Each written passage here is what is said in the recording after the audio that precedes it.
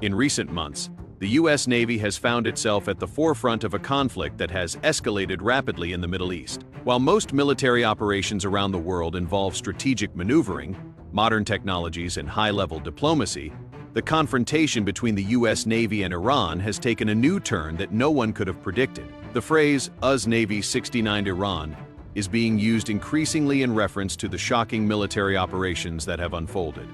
And while it might sound like a clever internet meme, it's anything but. This is a serious escalation in one of the world's most critical regions, with both traditional warfare and asymmetric tactics dominating the battlefield. The U.S. Navy's power projection and naval supremacy in the region have been put to the ultimate test as Iran, along with its proxy forces, has launched a series of unconventional military actions. From missile launches to drone swarms and direct naval engagements, these threats have forced the U.S. Navy to act decisively, often with extreme force, to ensure its dominance and strategic advantage in the Persian Gulf and Strait of Hormuz, two of the world's most important waterways. The USS Gerald R. Ford, the flagship of the U.S. Navy, is among the most powerful warships in the world, equipped with advanced weaponry and cutting-edge systems.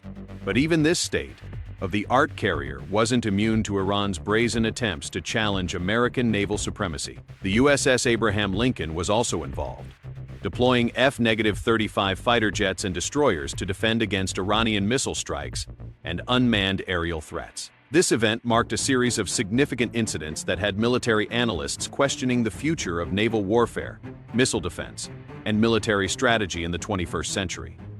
The term 69’d in this context refers to the nature of the military engagements. In essence, it indicates a close-range, intense confrontation between two adversaries, where Iranian naval assets were engaged and neutralized, while U.S. forces had to fight back against increasingly sophisticated attacks, including missile defenses and cyber warfare attempts. The term, while colloquial, reflects the shocking reality that these engagements weren't just routine strikes. They were about showing power and dominance while navigating complex political ramifications.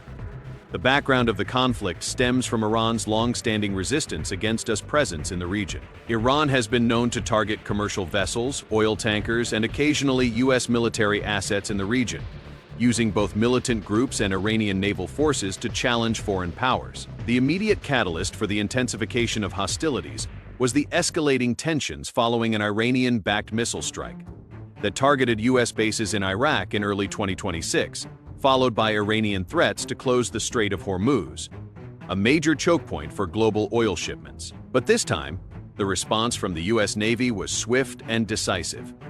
In the USS Gerald R. Ford, the U.S. Navy has the largest, most powerful aircraft carrier in the world, with the ability to project power far beyond the typical reach of most warships. Aircraft carriers like the Ford are equipped to launch jet fighters, bombers, and conduct reconnaissance missions, and they are often the centerpiece of naval strike groups.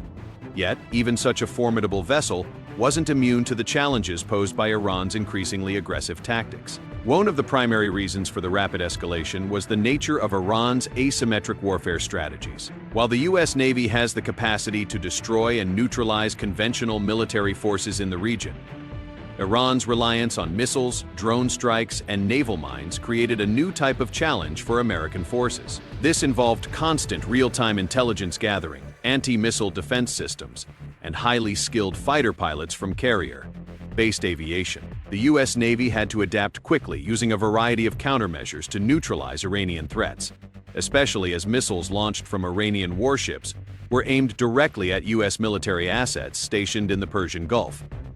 The response from U.S. forces was nothing short of overwhelming. The USS Abraham Lincoln and its escort destroyers deployed anti-aircraft missiles, electronic countermeasures, and airborne fighters to engage and neutralize the incoming threats from Iranian missile sites and drone swarms. The rapid deployment of F-35 fighter jets allowed for targeted airstrikes on Iranian coastal defense systems, military infrastructure, and missile silos, ensuring that Iranian retaliation would be met with overwhelming force. One of the more shocking incidents involved a missile interception operation in which the USS Carney, a U.S. destroyer, successfully intercepted multiple Iranian ballistic missiles aimed at U.S. assets in the Gulf. The U.S. Navy's Aegis combat system, which integrates advanced radar and missile defense technologies, proved critical in preventing what could have been disastrous attacks. These defensive systems are specifically designed to intercept incoming missile threats, which Iran has relied upon as part of its naval strategy to counter U.S. air superiority.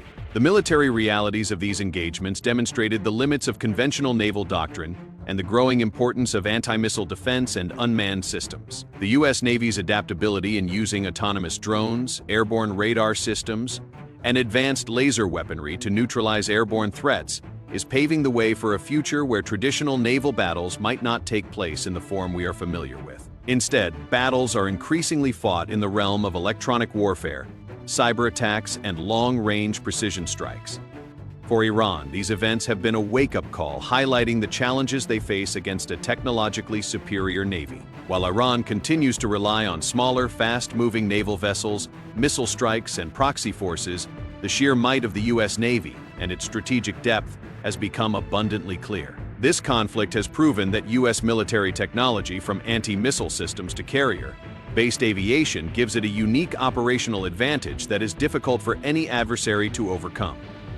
The situation in the Persian Gulf continues to evolve, but what is clear is that the shocking military reality of the U.S. Navy's dominance in the region is unmatched. While Iran may be able to launch low-cost asymmetric attacks, they cannot match the high-tech capabilities and strategic reach of the USS Gerald R. Ford and other U.S. assets stationed in the region. With diplomatic tensions remaining high, it is likely that the U.S. Navy will continue to assert its dominance, employing both military force and strategic deterrence to ensure that Iran's attempts to disrupt global security are thwarted. The U.S. Navy 69’d Iran is not just a catchy phrase, but a reflection of the realities of modern warfare, where conventional power meets modern technologies and asymmetric threats. As tensions continue to escalate in the region, we will likely see more of these confrontations, with the U.S. Navy playing a central role in shaping the outcome.